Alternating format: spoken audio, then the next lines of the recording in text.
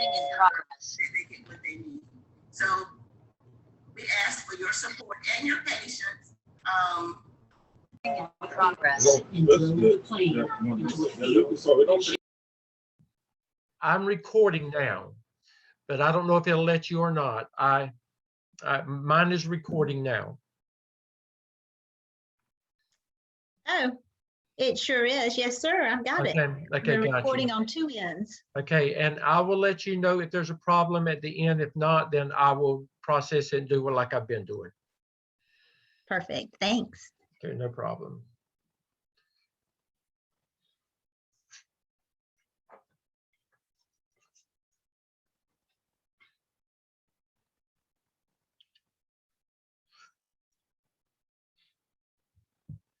Dr. Lamb, we're going to go ahead and get started. Before I turn it over to you, because I know that you've got the biggest part and you have to leave, I just wanted to say, first of all, welcome to our Thursday evening coaching session. This is week 3. You're about halfway through boot camp and you're just about getting there. Dr. Lamb, we are very, very pleased with the work that has come into this point. They're really doing a great job. Overall, I see we're very impressed with the work that we're getting. Do want to point out some things that you need to be aware of, instructors, and you just pay attention to this as well. I discovered it today. When you go into Blackboard, it's easy. It's easy if you're not paying close attention to get the AAPSL mixed up with the AAPTL. We are not even dealing with AAPTL now, so make sure when you submit your work for grades that you are going to the AAPSL, not the, because what happens, we grade it sometime not paying attention, that when we go into the full grade center, it looks like that you haven't done something. And I just happened to remember today, I said, I know I've graded some of that work. And then when I just slid over, you have it in the AAPTL. And it's not the end of the world, but it is very time consuming for us. We have to go in and we have to manually remove stuff. We have to go back and communicate with you. And, you know, it's so much easier. It's much easier to, you know, just try to get it right the first time. So be very, very careful when you are submitting your work. One more thing with your peer reviews, remember, you are peer reviewing 2 of your peers, and you are putting those peer reviews back into the discussion board. You're making threads and you're sending it back there. Those same 2 peer reviews, you go to the AAPSL peer review Dropbox and you put them in there for your instructor's grades. And I think that just be real careful with that, because I sent some messages out to students today, and I know you think that you've done something, but something has not gone. So go back and just recheck that and make sure that you are properly putting it in the 2 places and you're putting it in the right place. So just look at that. Again, it's not the end of the world, but we're trying to catch those things, you know, early on so that we don't have to deal with it down the road. That's all. Dr. Lamb, I'm going to go ahead and turn it over to you. We have a pretty full agenda after Dr. Lamb gets through, because we want to go ahead and do some introductions to the rest of the tasks that you will be doing with the AAPSL. So Dr. Lamb. Thank you, Dr. Stedman. You will have this in your shell after this evening. You will have this before I actually take us to Tasktream tonight. I'm going to read you Dale's notes on Tasktream. These are the rules of the road. Make sure that you read these and understand them. And if you don't, you need to get in touch with me and I will help you to understand these rules.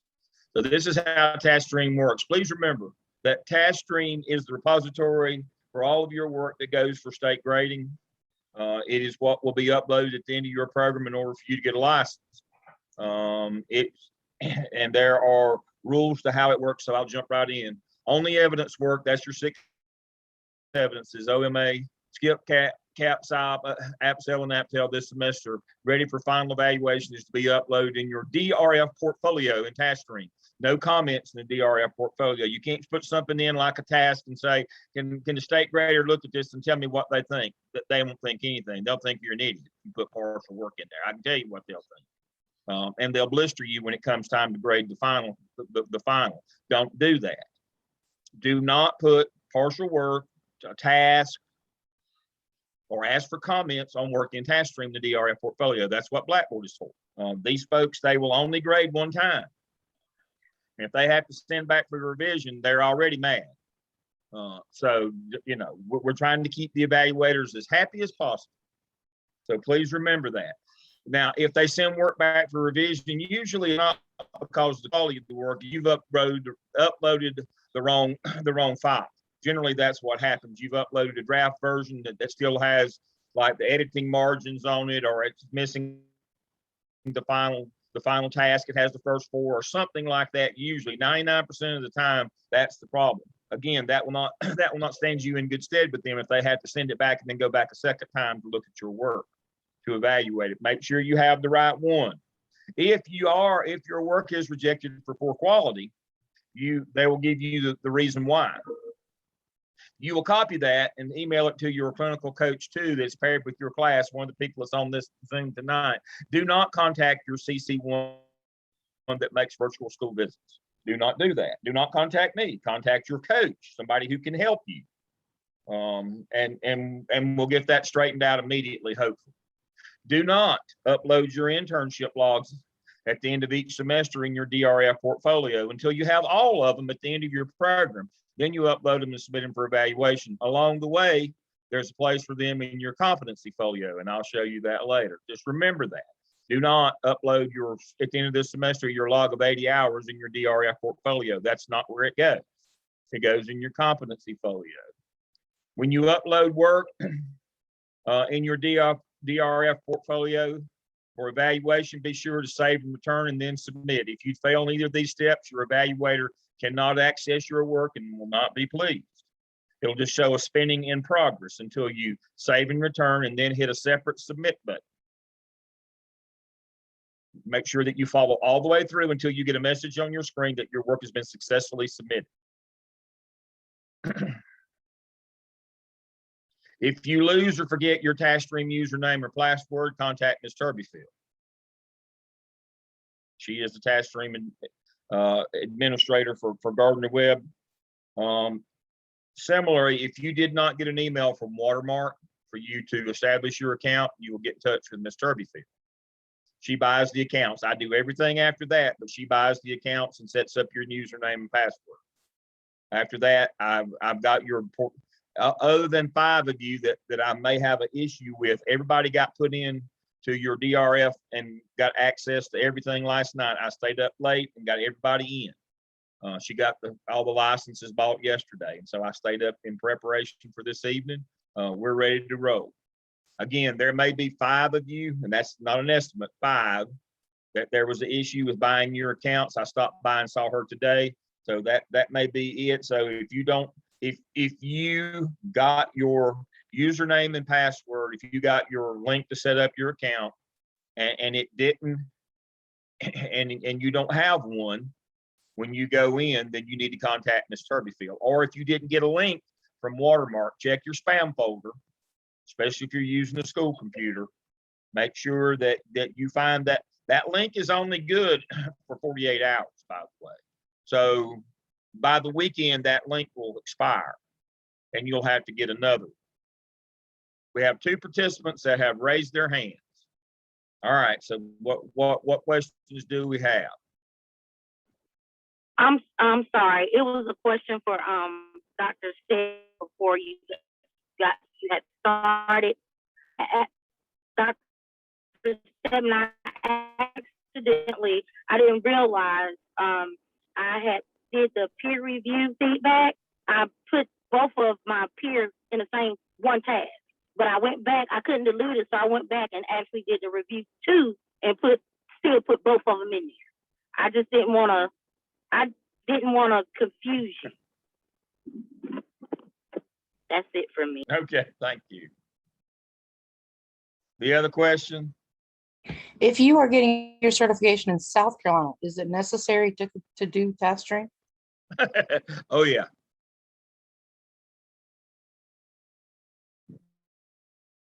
Everybody that comes through this program does Tasktream, period. There is no option on the Tasktream portfolio. Okay, I That's- just knew that you kept saying it was the State Department that evaluated it, so I was just asking. Yes, Thank you. yes, that is correct. And North Carolina DPI will, we hire people to do that, and then the State Departments check those. That is correct. 30% of them are reviewed, or 30% or plus are reviewed. But no, South Carolina makes no difference. Everybody does Tasktream portfolio, period. Now, the exam, as far as we know, everybody's going to have to take the exam. The only thing that was ever optional there was North Carolina people had the option not to take the practice. That's no longer the case either. The portfolio's always been required since August of 2010. Everybody does the portfolio. If you have passed the exam already, do you have to retake it? According to how old it is. I think those exams are good for 3 or 4 years. If you've passed the 5412, within the last, if you pass 5412, it'll be good, because 5412 is only 3 years old. It was 5411 before that. So you'll have to check. Now, if you took 5411, it won't count. You're going to have to take 5412 in South Carolina. So make sure you check that number. So if you took 5412, it'll be good, because it's not expired yet. Dr. Lamb, they get certified in North Carolina, and then South Carolina reciprocates that license through their process. Am I correct? Some of them do, and you can apply directly to South Carolina. Since we're CAPE accredited now, Okay. they can apply directly to South Carolina and skip North Carolina and save $55. Okay, It's gotcha. up to them. $55, $55 more, you can get both, or you can just go to South Carolina and get yours there. Now, I will tell you this. I'm going to stop my share for just a second. I will tell you this. The advantage of getting your license in North Carolina, if you're a South Carolina person, and then get reciprocal to South Carolina, rather than saving that $55, is this. North Carolina licensed school administrators K through 12. And so when you apply to North Carolina, if you get your North Carolina license, it will say initial principal licensure K-12. That is not the case in South Carolina. When we fill out the paperwork for South Carolina, if you just apply directly to them and don't do North Carolina and then reciprocal to South Carolina, if you just apply, I'll save that $55. What they ask us is at what level, either K6 or 712, that you did your now. And so if you go through North Carolina to South Carolina, you get both. If you go to South Carolina, you only get one. It's worth $55 to have both in South Carolina. And then you have a North Carolina license to boot. So we encourage everybody to go the North and South route. You have much more options that way. When they go to South Carolina and say, well, I wanted the K-12. I wanted my hair to grow back. That's not the way it works. The level that you do your internship is the level that you get in South Carolina if you just apply straight to them in order to save the $55 fee for North Carolina. Ms. Turbyfield's contact information comes up when you click on Tasktream. It'll also be on the document that we posted in your Blackboard shell after I get through this evening. So let me go back and share my screen. All right. So I have a let's question. If we already have a Tasktream account, we just use the our old login, or will we be creating a new account? Well, that's what you have to. There's 5 of you who supposedly are who are supposedly that way. And I talked to Ms. Turbyfield this afternoon, and she said for y'all to contact her. That's what I was talking about. There's an issue with 5 of you who had previous accounts. And she said that y'all need to contact her, and let me type that in right now. I was gonna do that live so y'all can see. She's So even though I got an email from you, I still need to contact her because I have a prior account. That is correct. Okay. I just warned you that the email was coming from Watermark. Remember, she does all the account work in terms of buying the accounts, the setup. She does the back office. I do the academic side. I do everything from once you get in, then you're mine. But until you get in, you're hers. She's the one that has to go to the business office and pay for the accounts and do all that stuff. Tasktream is a private service. You have to pay us, we have to pay them $159, all of that stuff. That piece of it. Her email is wturbyfield at, and you know the rest, Gardner, er-web.edu, and her phone is 704-406-4406. That's her contact, Turbyfield, Turbyfill. Wendy Turbyfield, and she will help. And she was having issues with Tasktream today, and so she said it may take a day for a resolution. I emailed her about 1 this morning when I finished getting y'all in, and so she said that there was a problem with y'all need to cut, and she'll work with you to get your accounts. You're not going to need them for another few weeks anyway, but she'll work with you on that. All right, so what I have talked about so far is establishing your account and your DRF portfolio where your evidences, the 6 evidences go in. Now I'm going to switch gears and we're going to talk about the Competency Folio. The Competency Folio is a companion where we put our artifacts. We put our evidences in the DRF portfolio. We put our artifacts in the Competency Folio. It's a separate folio that you will create, and I will show you how to do that tonight, and I'll come on next weekend. The next time that we get together, I'll come back again and renew that with you. There's also a video in your shell about how to do this, in your class shell about how to set this up. So the artifacts, the things that you generate from the work that you do as an intern will go in that shell. Now, eventually that shell will be migrated over to your DRF portfolio, evaluated and sent to the state along with your evidences. But it's done separately for a reason. The reason is that you have ownership of it. You can publish and share it with prospective employers. You can share it with your district in order to get your renewal credits for digital teaching and learning. There's a number of reasons why it's good for you to have control of that shell. Now, please remember, there's a way to set this up. You have to use a custom template supplied by me. If you don't have this template, and I'll show you that in a minute, you need to contact me. You can't just do it randomly. There is an actual template that you have to upload. You can request comments in this shell on the artifacts that you upload in your Competency Folio, and your coach that's paired with this class, your coach too, will do that. Please do not publish, share, or upload for evaluation your folio until it's complete at the end of your program. That's 63 artifacts from now. You gotta have 63 artifacts in there. You'll be taught how to upload it in 605. Again, there's a video. There'll be a video in your 605 shell on how to upload it for evaluation inside of your DRF portfolio. But the reason we create it separately, again, is so that you have control of it and we can share it and we can use it for other purposes. It's a really good tool to help you get a job.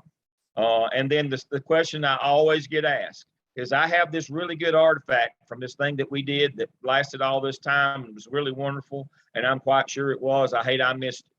But you can only use that artifact 2 times. Don't wear it out.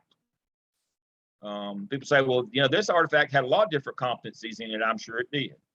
And I'm sure it was wonderful. And a good time was had by all, but you can only use it twice. Do not wear it out. Of the 63, it can only be used as 2 of those 63 competencies in there. We've had folks that have gone on trips for a week or whatever, and they come back and said, I had like 18 artifacts. No, that would be 2. We want to see diversity in your work. We want to see a progression. We want to see you get better. We want to see different things. We want to see that you're well-rounded. Just like in your internship log. We don't want to see 380 of your 400 hours bus duty.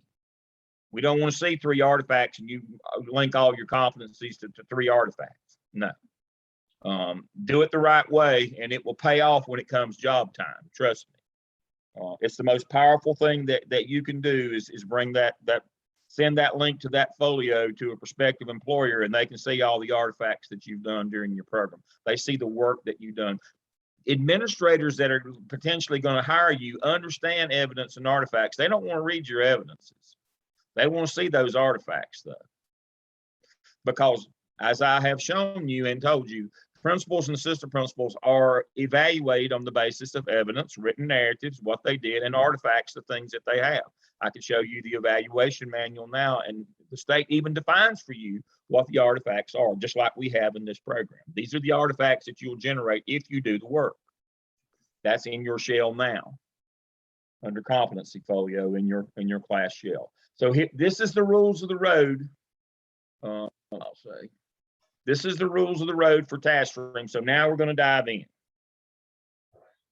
Now, I generally, and this is just a rule of thumb, you can do it, you know, I get this all the time. I generally use Internet Explorer or Mozilla or what's known as now Microsoft Edge, the old Internet Explorer. I use that for Blackboard. I use Chrome exclusively for Tasktream. It works much better. All the functions of Tasktream are available if you use Chrome. Sometimes if you're using Edge, especially if you're using an old version of Explorer, does not work well with Tasktream. So what I will do now is I will switch browsers from Edge over to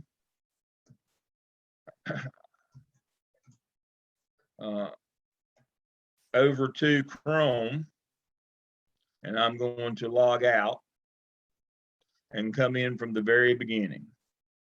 All right, so when you type in tasktream.com, this is what pops up. You put your username and password in and you sign in. Okay, I'm gonna go in under student view so that you can see that. So let's see what I've got here. So yours is going to say school administration add-on fall 21. This is going to be, you'll only have one DRF program unless you've got an existing account from that when maybe you were in CNI or something else, then your account is still viable. Otherwise, you're just going to have one DRF, and right here it is. It's going to say school administration add-on fall 21. And when you click on that, it's going to take you inside your DRF portfolio. And here are the things that you have to put in this portfolio. Now, there are tabs up here at the top, a work page, a comments page, scores, results page. These are the 3 pages that we use. Remember, I cannot disable this comments tab because if I do, it disables them throughout all of Tasktream. You are never to use this comments tab. Do not request comments in the DRF portfolio. You will mostly use the work tab and the scores results. And so the things that you'll do in 601, you have to upload your final version of AAPSL, AAPTEL. You have to do your competency analysis. You will only do that after you have completed both the AAPSL and the AAPTEL. You will do that, and you can do your School of Ed dispositions at any time. Now, that is a self-assessment of where you are at the beginning of the program. And so when you go in here to do your dispositions, and as I said, you can do this anytime, it says complete this form as a part of this requirement. And it asks you about your learner development. Now, you can rate yourself anywhere you want to on this scale. And we'll trust you. But here's the thing. If you rate yourself at the beginning of the program as it exceeds expectations, I can buy that. That sounds good to me, but you're going to have to tell us why you exceed down here. And you're going to have to use the language of the state evaluation from the principal's manual that tells us why you exceed expectations as a beginning licensure candidate. Now, if you put yourself meets or needs or unsatisfactory, you don't have to tell us anything. We expect that. But if you come in exceeding, I don't even exceed on most of these. And I've been in the business for 42 years. And so if you exceed coming in, that's great. But you're going to have to go find the state evaluation manual, and using that state evaluation manual, you're going to have to tell us in the language of that manual why you exceed. And if you do, then we'll rate you at that high. If we read that and say, yep, that looks good to us, we'll rate you that high. But if you don't, then it's not going to go well. We're going to send it back. So you have to rate yourself on learner development, learning differences, learning environments, content knowledge, application of content, assessment, planning for instruction, instructional strategies, professional learning and ethical practice, leadership, collaboration. You have to rate yourself on all of these, and I believe I probably need improvement on some of these myself. But I'm just going to mark myself. I'm going to be kind. I'm going to mark myself as meets. And once I've marked myself at meets, I don't have to explain why. I rate myself on these things. And when I get done, I do save and return. Remember, everything you submit, you have to, are you ready to submit your work? Then you have, see this little thing that's going right here, this little reminder, then you have to submit your work, and it will tell you, yes, submit my work. And then it will kick you over to the scores results, and it will say that you have submitted your work. Until you see that, you're not done. And you say, but now I don't know where to put my next work. Just click back on the work page. Hear that ding on my computer? Now you have notified your clinical coach that you have gone in, and now they will have to go in and assess you as the other half of that. And they will assess you based on what they've seen in your work so far. And so that's how it works. And so you click back on the work screen, and then you're back here. And at the end, you can, when you get ready to put your AAPSL in, you can do that in your APTEL. And again, you saw save and return, submit, yes, I'm ready, and then submit. Competency analysis, you will not do that until the end. We'll talk to you about that before the end of the course. You can't do that until you have completed task 5 of the AAPSL and task 4 of the APTEL. So that'll be like with 2 or 3 weeks left in the semester, you'll go in and do your competency analysis. That's where you argue that you're competent in a narrative form. That's different than Competency Folio, where you have to put artifacts in that show us that you did what you said you did in your analysis. And so that's how it works. And so next semester, you'll do the OMA, the SCIP, School of Ed Dispositions. In your last semester, you'll do CAPSI, School of Ed Dispositions, competency analysis.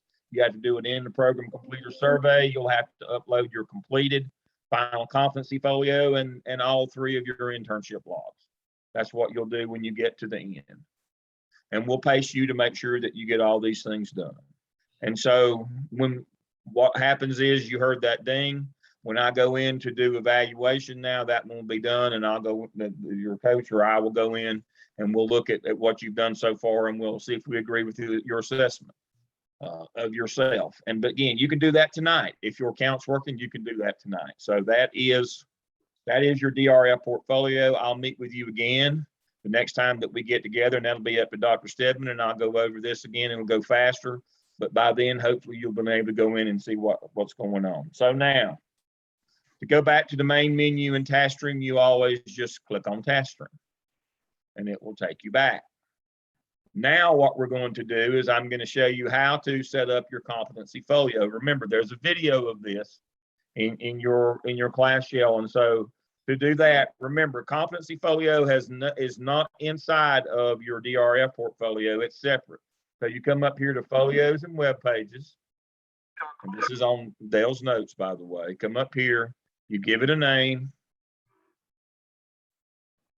Dale Fall 2021 2. And then hit the Create New button. And this is what I was talking about.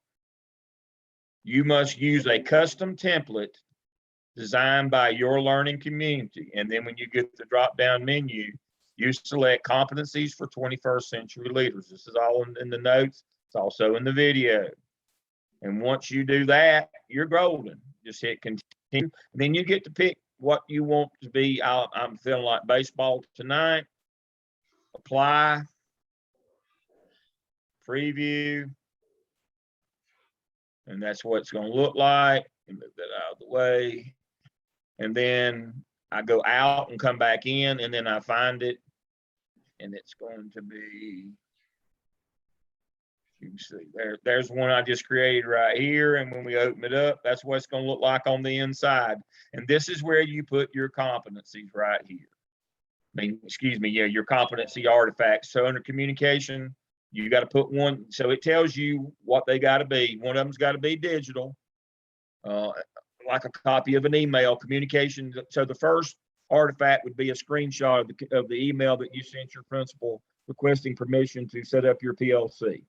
That'd be your first communication artifact, came right out of your AAPSL. Boom, that'd be it. I'd upload that PNG, which is a screenshot. Under use text and image to upload it. Boom, I'm done. Just that easy, just that simple. And it tells you, so each of these 21 tell you what you've got to put there. And again, it's artifacts. We're not going, this is not where you go type in your competency analysis where you argue. This is things, pictures, screenshots, manuals, agendas, minutes. This shows the work that you did. And please remember, under digital learning competencies, there is nothing that works here. You don't have to upload anything here. This just tells you what they are. These are all integrated in these other 21 here. We've integrated those in there. And so down here at the bottom is for your internship. This is where you can upload your semester log, request comments, and your coach can look at it and say, yep, that looks good, or no. We're not going to let you count 40 hours for going on a trip to the Outer Banks. That's too many hours. We can't count half of your hours for the semester on a weekend trip with the 8th graders, something like that. We need to catch that stuff before it gets too far, because at the end, we don't want these things going in and them not being, it's kind of hard to go back and fix it at the end of your program if your hours don't come out right. Some of you have 120 hours a semester, and it's not a big deal. But those of you who come sneaking in at 80.5 hours, and trust me, there's more of them than there are the 120. We have to look at those things pretty closely, especially if you did a lot of bus duty. So we need to know it. We need to know each semester how you're doing on your hours.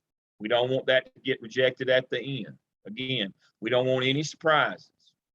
And so at the end, see up here, you can publish and share this thing at the end, send a link. And just like me, I had Anara send me the link. And so all I got to do is type in Anara's name, N-A-R. Anara, and she sent me this link, just like she would if I was looking to employ her. When I click on her link, it takes me straight to her completed folio. This is the neat part of this. That's what it looks like. And underneath communication, she has told us what her 3 artifacts are. She's told us which ones are digital, and she's attached them. There they are. It's just that simple, folks. How beautiful, how easy, how nice. Now we have some that are much more sophisticated and convoluted and than this. This is kind of the basic model. This is the Honda Civic here. Some of them are Cadillacs, some of them are BMWs, Mercedes. We've had a couple Rolls Royces where they had looks like they use professional editors to do theirs. But this is all you need right here. You tell us what artifacts we're going to be looking at. We just open them up and look at them. And so, but this is what we're creating. And this, I'm telling you, will get you a job faster than anything else that we can help you with. Is if you can show people what you did in a quick and concise way during your clinical. This is a way you get experience without having experience. That's the way that you do it. People say all the time, how can I get a job if I hadn't got any experience? Well, this is your way to show people that you do have experience, that you can do things, that you have done things during your clinical. You did more than just bus duty and stand around holding a clipboard. that you were a leader in your school and you did some marvelous things, and they can expect the same from you once they hire you. So again, if you can't get in Tasktream, if you have a username or password issue, or if you forget it, you need to get in touch with Ms. Turbyfield. If you got an issue about what goes inside of either the DRF portfolio or the competency folio, refer to my notes. And then go. Again, there is a video on how to set up your competency folio and all of your 601 shells. And it's 2.5 minutes. You just watch it again. It's just as simple as you saw me do that. And I didn't even have any notes. And I'm old. Y'all ought to be able to pick up on it really fast. Y'all are all tech savvy. I know. Y'all grew up with a phone, a bottle in one hand and the phone in the other. Y'all should be great at this. And so I know that we love these folios, by the way. We really do. We love seeing your folios. It helps us to know you so much better and see the work that you can do. And we're always impressed. We really are. We're always impressed with the work you do. And if we get that sense, we know that that's what the people reviewing these that are considering you for a job, when we get that feeling, we know that they're getting it too. Now, sometimes when we get that feeling that, Jesus, this person just threw this together last minute, I wouldn't want to hire this person because I'd be afraid if I gave them tasks to do, they'd do the same thing. So again, we know that as well. And sometimes we'll have to help you do a little work on your shell. We want it to be truly representative and put you in the best light to get a job. We really do. So that's Tasktream. You know, the main thing is upload the right stuff. That's the biggest thing, is just make sure you upload the right stuff and you'll be fine. And Dr. Lamb, they need to just, again, pay attention to everything he's told you. Go into Blackboard, spend some time looking at the documents that have been prepared for you. Dr. Lamb, we come back together on during week 8 for our town hall meeting as we are completing the AAPSL. So that will be a time that we can revisit what you've just talked about, and they've had plenty of time to play with it and to be ready for it by then. That would be week 8. Does that sound good to you? Does to me. Okay. And we'll talk about it in our classes prior to then. We won't spend a lot of time with it, but we'll talk about it, in our classes. But by that time, you should be familiar with it, and we'll encourage you once you get, this is something you can do with your Zoom teams and work with each other with it as well, and, help each other out with it. So, learn from each other. Dr. Lamb, thank you so much. I have one, excuse me. Okay. May I ask a question, please? Yes. I am able to access Tasktream, but it's saying that my account is expired. So I did, while we were talking, I emailed Dr. Turberfield or Ms. Turberfield. Is that what I should have done, or? Yes, I wrote that in the chat. That's exactly what. Good. You're one of the 5. I recognized that last night. There are 5 of you, and you're one of those 5. And Okay. she's expecting you to get in touch with her, and she's going to try to figure out what she needs to do to fix that problem. She called Tasktream this morning, and they weren't very helpful. So there was some kind of a glitch, and so she's working on it. She's aware. She has your name. She told me first. I went in last night and I confirmed and sent her the list to confirm. Talked to her today, so she knows that you got that problem. So just Thank make you. sure that. And Remind Tania, her. it's not going to affect anything right now. You're okay No. now. Okay. Fine. Thank you for your help. Thank you. No, You're no, welcome. that's it. And so let's see. I can tell you who's on the list. Hold one second. Let me see if I can exit full screen here so everybody can see my. Let me go back to my inbox.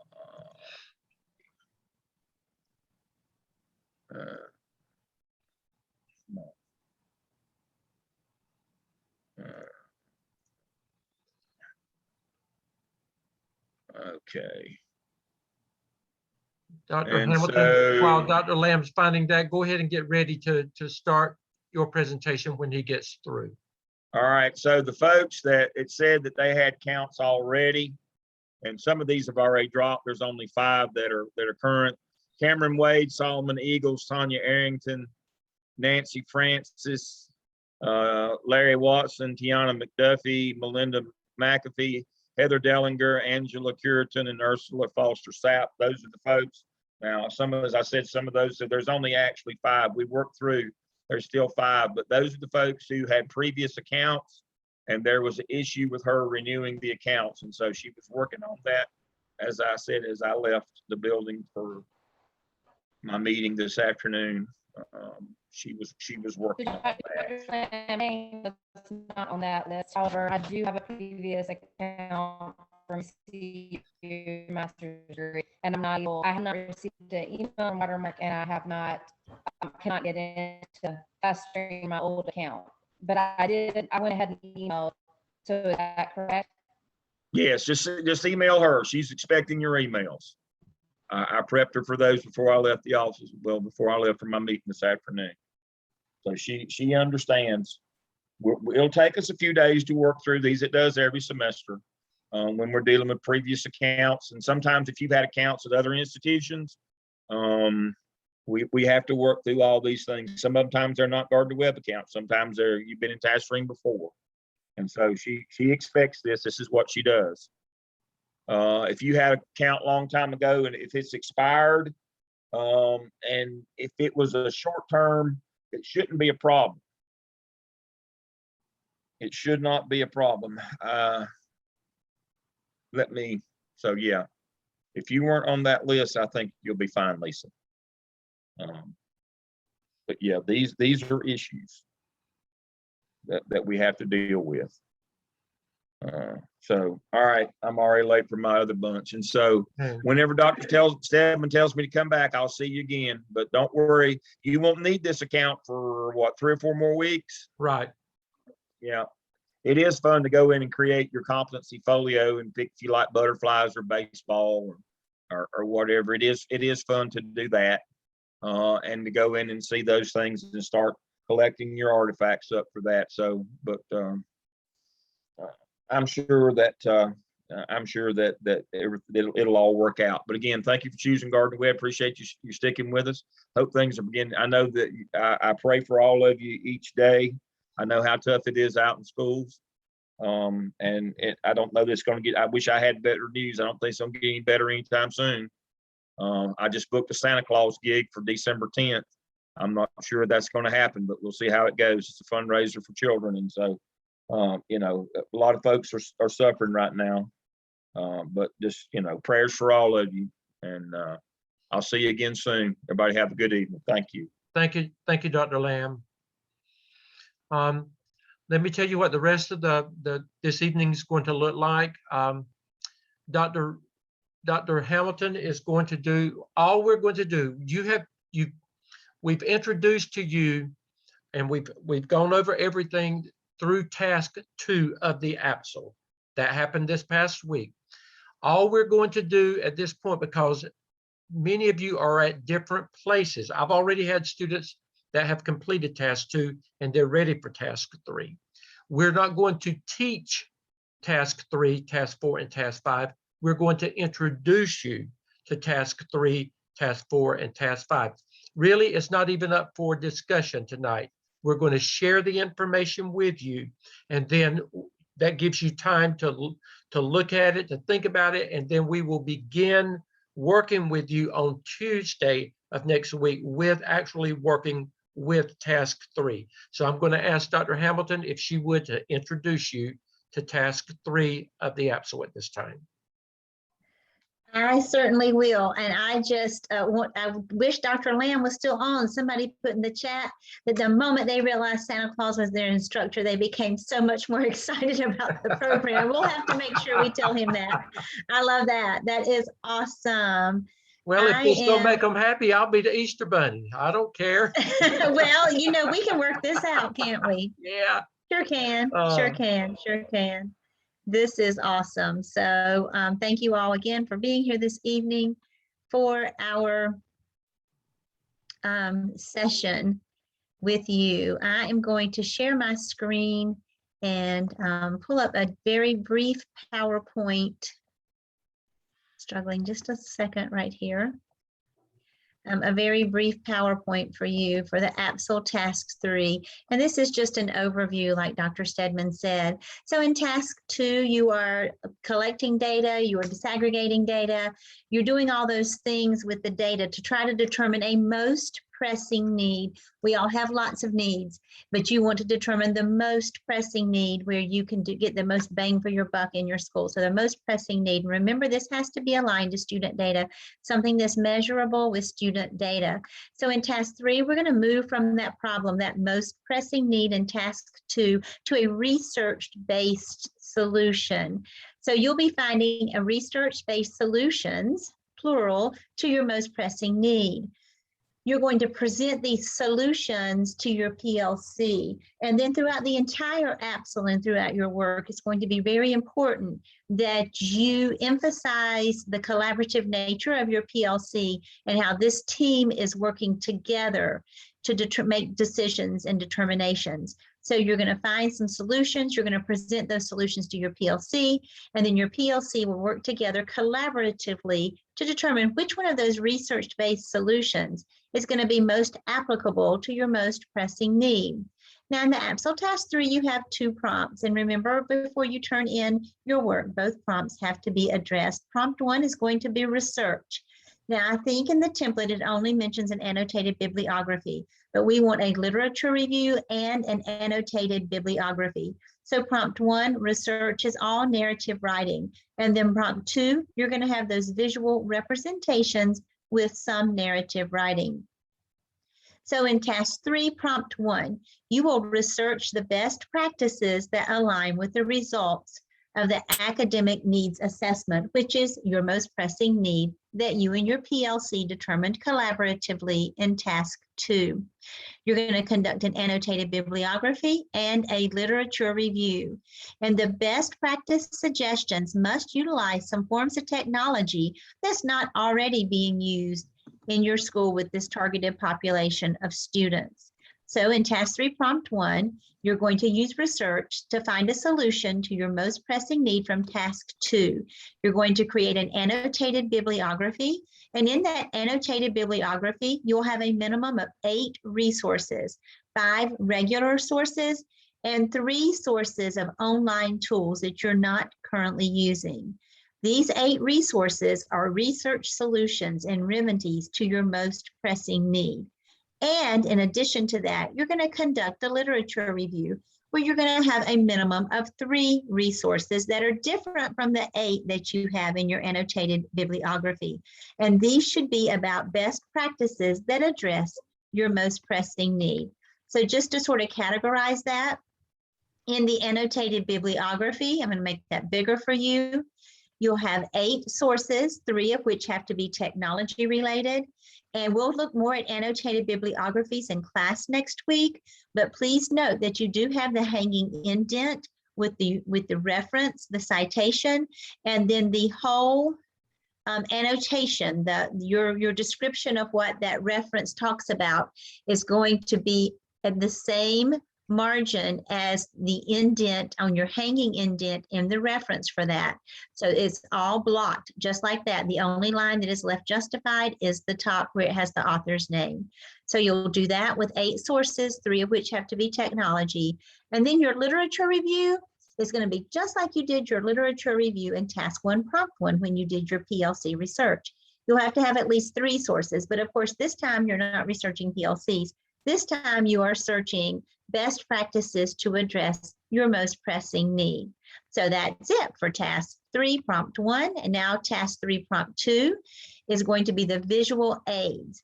And these visual aids, so you're going to take your research from Prompt 1 to your PLC, and working collaboratively, you and your PLC will create visual aids that will help your PLC determine what the best tool, and it's going to be a technology tool, what the best tool to use with your students will be.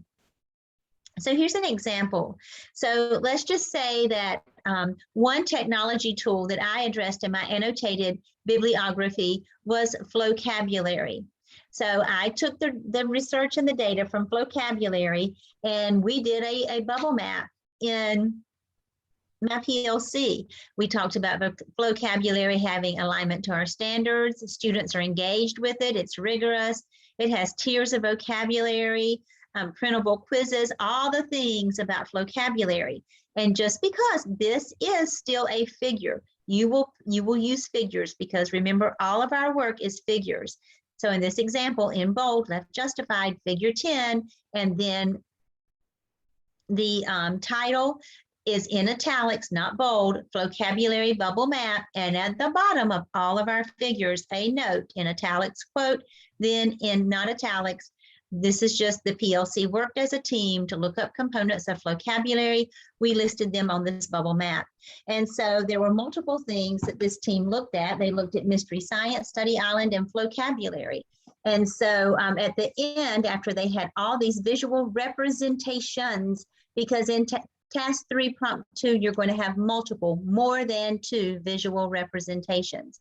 So in this situation, figure 13, bold, title, italics, not bold, online tools, comparison chart. Then once the team made those other visual representations, they took all 3, mystery science, study island, vocabulary, and then they put the tenets of each of those, and then they marked it if that online tool had it.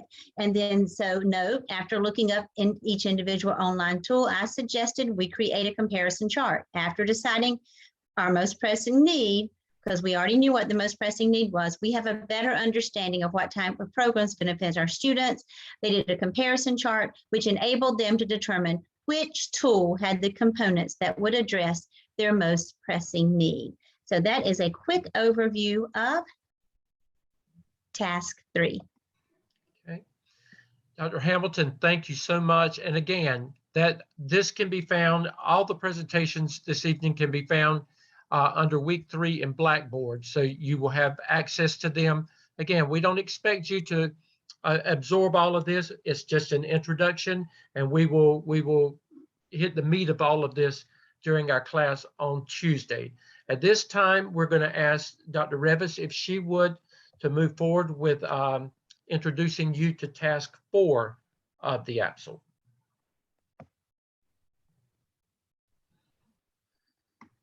Dr. Stedman, can you see my visual? I can, yes. Okay, great. I showed you this visual in our first Thursday evening meeting, and just trying to show you that what we're trying to do in the AAPSL is we're trying to simulate the process that you would use in creating a school improvement plan. So what I want to do is overlay that process with the AAPSL. And because now we want to see the big picture. AAPSL Task 1 is where you did your PLC research, you established your PLC, had your organizational meeting. In Task 2, which is what you're working on now, you completed your data analysis and you will identify your most pressing need. In Task 3, which is what Dr. Hamilton just went over, is where you'll do your research on addressing your most pressing need, and you will be selecting your programs or strategies with your team.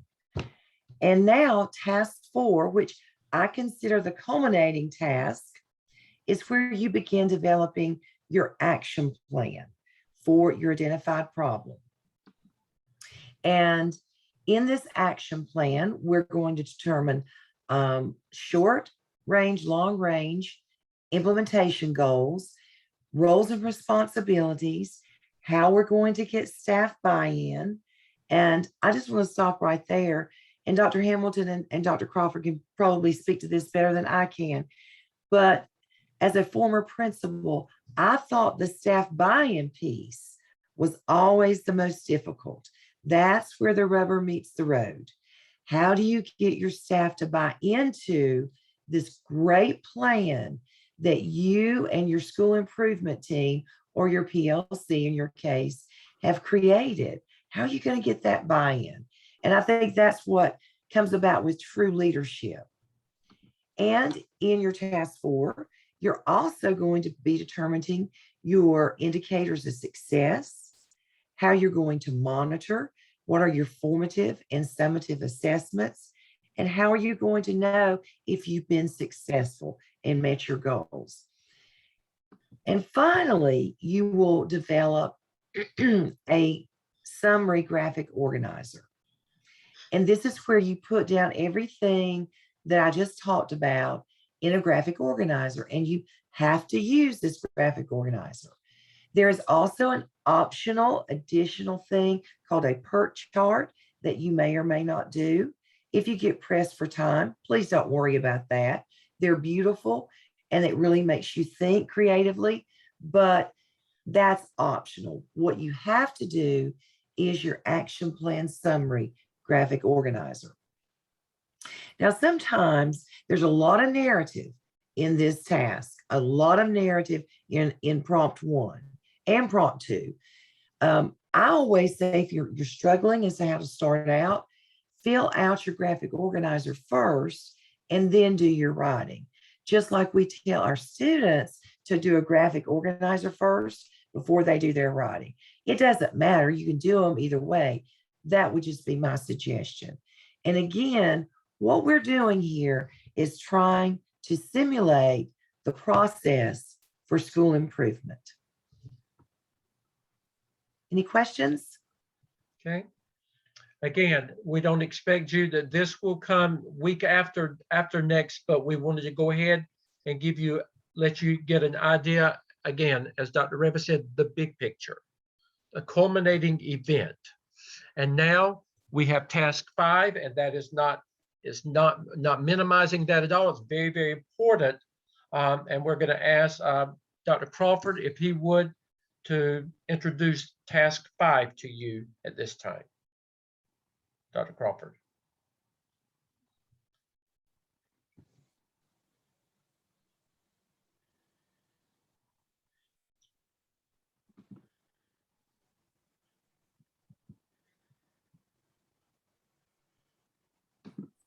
Okay, can you hear me? Yes. Okay, I'm sorry. So good evening, everyone. Let me give you a quick overview of task 5. So I hope you can all see my screen. And so what you're going to do basically with task 5 is you're going to put everything together, everything that you've researched and hopefully everything that you've done as evidenced by the things that we would see on your internship log. And what you're going to do is you're going to write a brief narrative on each of the 21 competencies. For the AAPSL, you will do 12 of those 21 competencies. And there are 8 that you have to do, and then you get to choose 4 of your own. 8 plus 4 obviously equals 12. And so here are the 12, the 8 that you have to work on. So communication, change management, delegation, dialogue, inquiry, they're listed there together, but they're actually 2 separate ones. So choose one or the other when you get to that particular one. Judgment, systems thinking, technology, and visionary. So again, what I've done in my PowerPoint is given you, and again, you'll find this also in the AAPSL task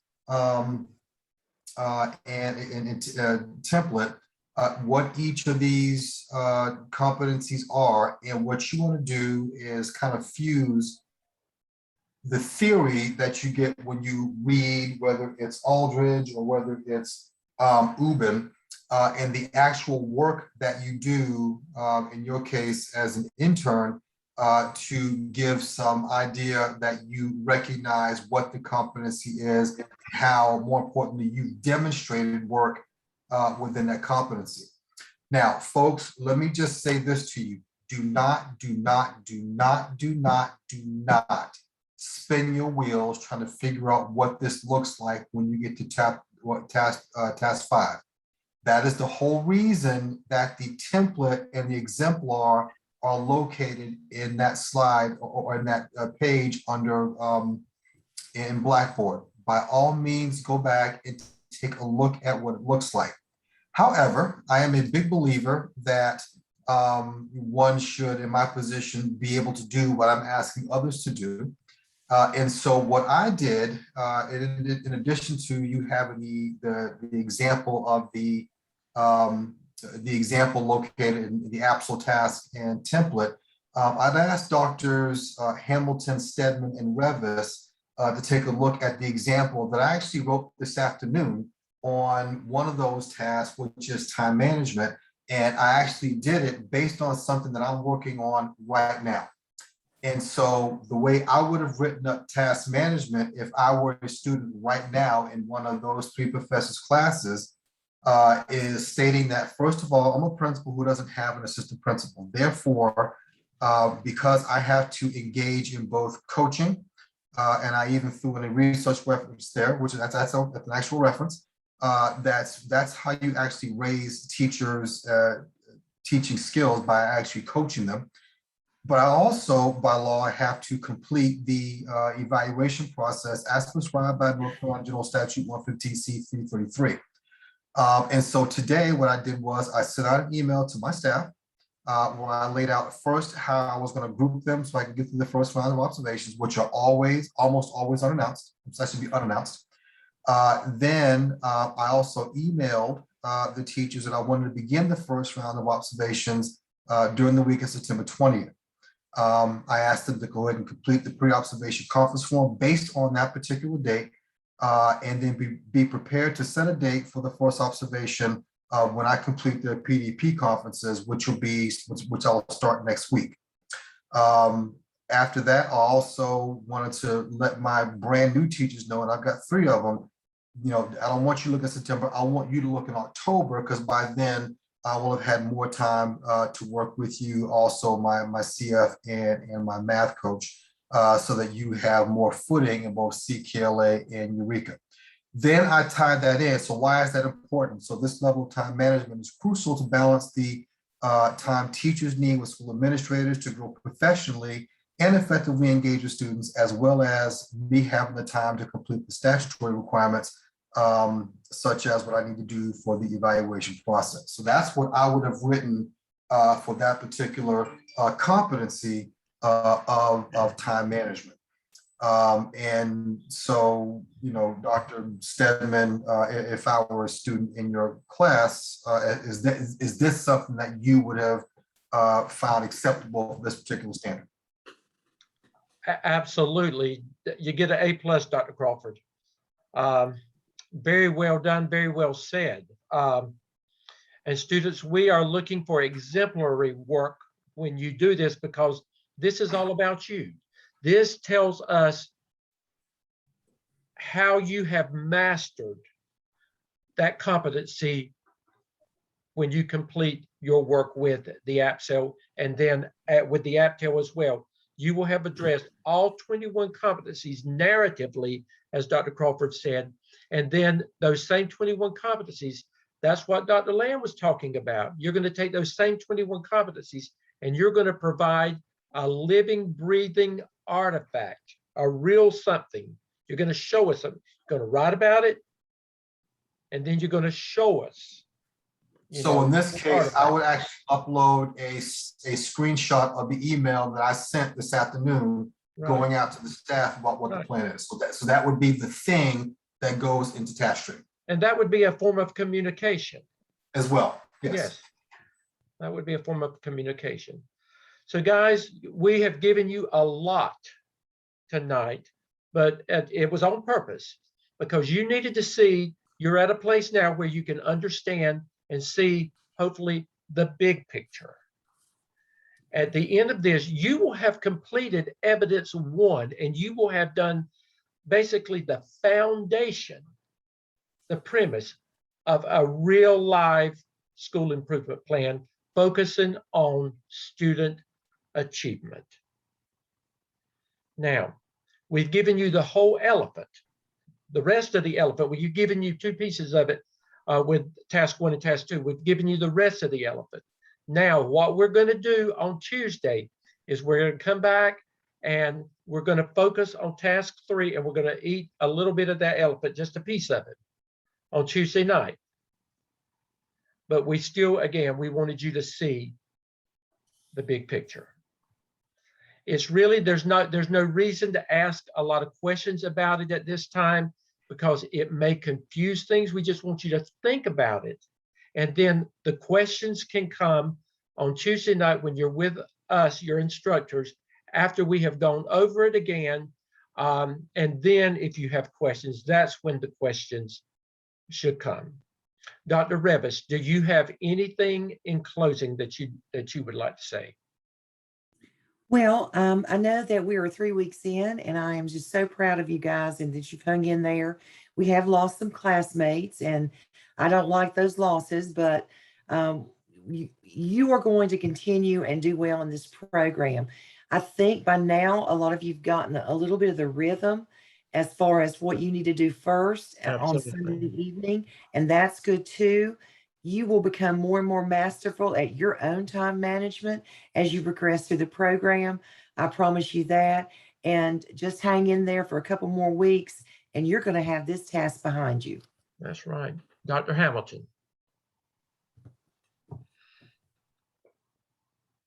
would just echo what Dr. Bevis just said, is that time goes by fast, and just stick in there with us, and we're going to support you and help you, and you're going to have this accomplished, and you're going to feel so proud, and you're going to have this under your belt. And this is something no one can ever take away from you. And so congratulations on sticking with it, and job well done. I mean, the work has just been phenomenal. We're so proud of you, and thank you so much for choosing us and allowing us to work with you. Okay, thank you, Dr. Hamilton. Dr. Crawford. Well, I see a couple of hands up, so let me address those. Amy, did you have a question? Your hand was up first. And then DeAndre, I see you next. That one you already addressed it. Huh?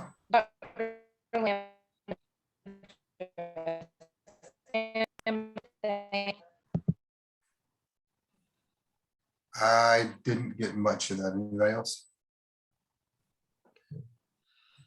Okay. Amy, why don't you put yours in the chat? Maybe we can read it first. DeAndre? Hey, how's everybody doing? How are you? Good. So I am looking at doing a subgroup for my enrichment for my PLC, and I want to break it down into a subgroup of using MAP scores, and we use it, and we found that kids who had deficiencies and didn't meet their needs in math also had ELA deficiencies. So in that subgroup, there's about 12 students in the 8th grade who fit that profile. Is it okay to focus on that specific subgroup, or do we need a more of a sample size? No, absolutely. You can focus on that subgroup. Okay, thank you. I mean, this is a 15-week course, and so you want to keep your focus pretty narrow. Now, as a school administrator, obviously you take a larger view, but for purposes of getting through this course, absolutely, that's fine. You're on target, DeAndre. Yes. Ms. Mendonca. Did I pronounce that correctly? Yes, hi. I just have a general question. So we should be doing that thing on Tasktream. Like, what is there a due date that we should have that done by? Don't No, we'll let you know. Yeah, Kayla. Kayla, and we'll talk about that more in our class next Tuesday, but we just introduced that. You're okay right now. Okay. So folks, all I would add is, believe it or not, we're 3 weeks into a approximately 15-week semester. So by my math, that's 20%. And we're well on our way. I could not be happier with my crew. So just keep plugging away. I think we found our rhythm. 12%. I think we found our rhythm, and we're going to be okay. So thank you as well, and just keep plugging away. And I want to say in front of the students, I just want to thank Dr. Revis, Dr. Hamilton, and Dr. Crawford. I feel like that I am blessed with some of the most wonderful instructors that you could have. They are just so efficient and very knowledgeable. And, you know, it makes my job easier having such quality instructors to work with. And I'm just glad that they're part of this team helping you get started in this new journey. I did want to let the instructors know I've made a decision. We are not going to come together next Thursday night as a coaching team. However, this is what I want you to do. And I want us in our classes to go ahead and talk with them on Tuesday about the Zoom teams for looking at the AAPSL, and let's encourage them to take Thursday, because that's time that they would have set aside anyway, and that will help them manage time, to take Thursday and hopefully come together with their Zoom teams to go ahead and move forward with working with reviewing the AAPSL at that point. And we'll talk about that on Tuesday, because that assignment is not due until week 5, but that will get you a little bit ahead of the game. I think you're at a good place for us to do that. What do you think, instructors? No, I think it's fine. And for those of you in my class, I did redo the Zoom team this afternoon. So make sure you look at that email. And then I'll give us some time to kind of reincorporate in the new teams and be ready to go. Okay. And then we'll talk as instructors, and we'll decide if we need, the next time we need to do a Thursday night session as a whole group. We'll make that decision I'll get together with you instructors and we'll make that decision. Okay. But listen, thank you guys so much for everything. We are very, very proud of you for hanging in there with us. You're going to make it. You're going to make it. And again, thank you for all the hard work that you're doing. Okay. Good night. We will see you Night. Tuesday. Good night. Everybody. Good night.